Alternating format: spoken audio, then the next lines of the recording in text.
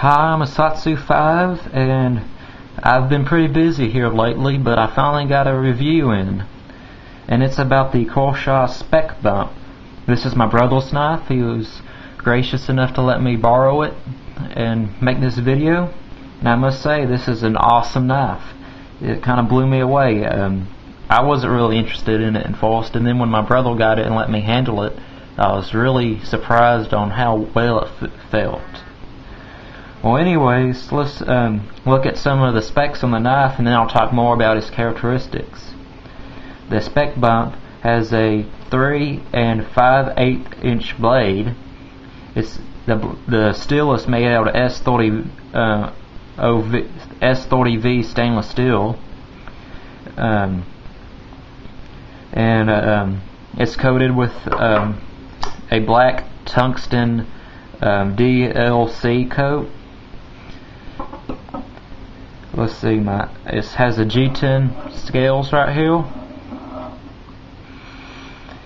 and the speed bump is 4 15/16 inches closed, and it weighs 5.3 ounces, and the overall length is 8 9/16 inches long. Those are the stats, and let's take a look at the knife. This is the Spec Bump, and I don't know exactly what the locking mechanism is, but it's like a thumb stud lock is the best way to call it. That might actually be the name, but you get the thumb stud and you press it and it has a spring in it, and then you can close it.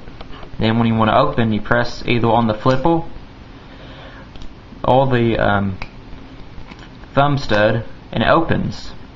And just listen here for a second.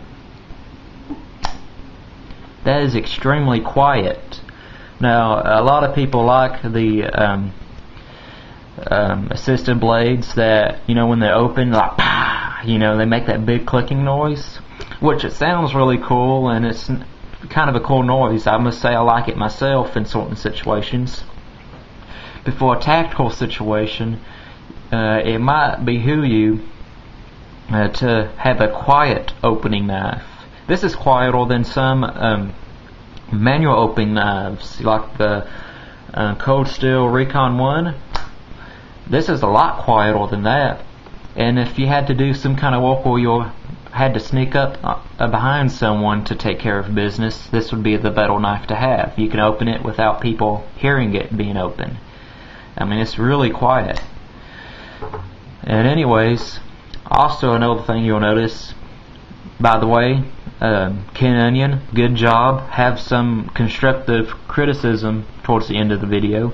But anyways, Ken Onion designed this knife, and you can tell by looking, you have this kind of recoil and then this big swoop right here, and then it kind of goes into almost like a Warncliffe blade right here where it kind of comes down. Very effective cutter. You just put that right there when you can cut.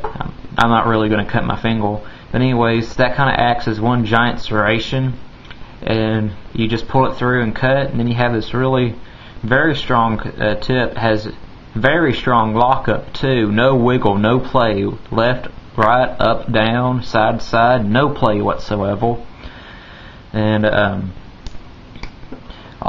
all that. So it's a great tactile knife. It's a great EDC knife.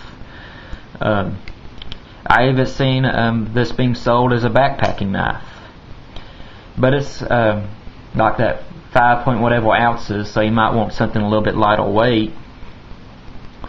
But anyways, I've said that although I love this knife, I have no problems recommending this knife to anyone that wants it. There's a couple criticisms, and when I talk about these constructive criticisms, I want to make sure that to say that these would only improve the knife. Ken Onion, if you're watching, take note. Kershaw, if you're watching, take note. But and I'm no knife designer, but I'm pretty sure that this can be done, and it would be very beneficial to this knife and the user who buys it. First of all, I don't know if you can see in there, but the stainless steel Lionel, it's not skeletonized. And I believe that it would help a lot if they skeletonize this knife. Well, you have all the holes in there to make it lighter weight, and that'll cut down on every ounce counts. So just drill some holes and they'll skeletonize the Lionel, and I don't think it'll weaken the knife at all. And that's my false criticism. Although you do see these 3 holes right there, and it's drilled all the way through, but those are the only parts that'll drill through at, is those lanyard holes, and that hole those holes right there. But the whole Lionel, it's not drilled out, it's not skeletonized. So Ken, it would be much appreciated if you work on that. Second criticism, and it's very simple to fix, by Kershaw and or Ken Onion.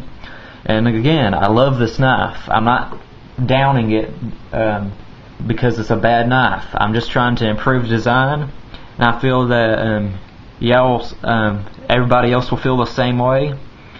But as you can see, this thumb stud right here is both left-handed or right-handed. It's ambidextrous. And when you open it, you can close it. You can actuate the locking mechanism, either left-handed or right-handed. You can do it with both hands. As you can see here, it's ambidextrous as far as the thumb stud, and the unlocking and locking the knife goes, it's ambidextrous. But what you will notice that although it's extremely good looking, it's only drilled and tapped for a clip on one side, and that's for right-handed carry, and it's tipped down.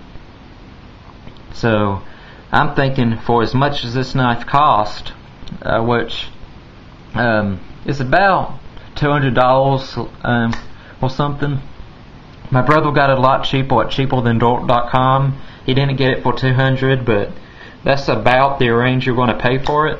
I'll annotate the real price after I upload this video, but it's a fairly expensive knife. It ain't a $50 knife. It's it's a good one. It's a well-made one. It's almost custom quality. So for as much as this knife cost, how come they couldn't drill and tap the other side? And how come they couldn't make it tip up or tip down carry? That's one of my big criticisms, because this thumb stud is ambidextrous, and the locking mechanism is also ambidextrous, if you can see that right there. Anyways, besides all that, it's a very good looking knife. Let's see if you can pick that up. It's an awesome knife. It's comfortable reverse grip, ice pick grip, Filipino grip. Man, that's a very comfortable Filipino grip. So anyways, besides those minor flaws in this knife, I definitely believe it's worth buying. But lefties, email Ken Onion and tell him that you want a truly ambidextrous version of this, because this is an awesome knife, and I believe y'all lefties would love it if it was truly ambidextrous. So I'm Hisatsu5, and I'm out.